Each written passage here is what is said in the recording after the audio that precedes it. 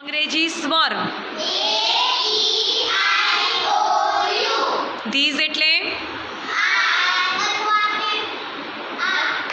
that એટલે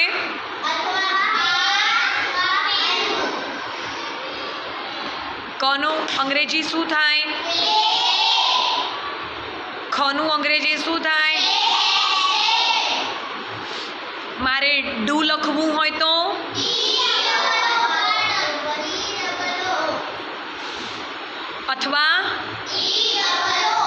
અથવા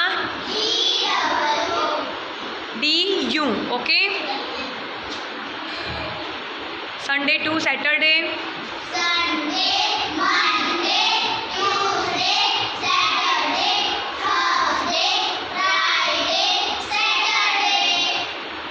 મારે બુકનું બહુવચન કરવું હોય તો કેટનું બહુવચન કરવું હોય તો ડોગનું બહુવચન કરવું હોય તો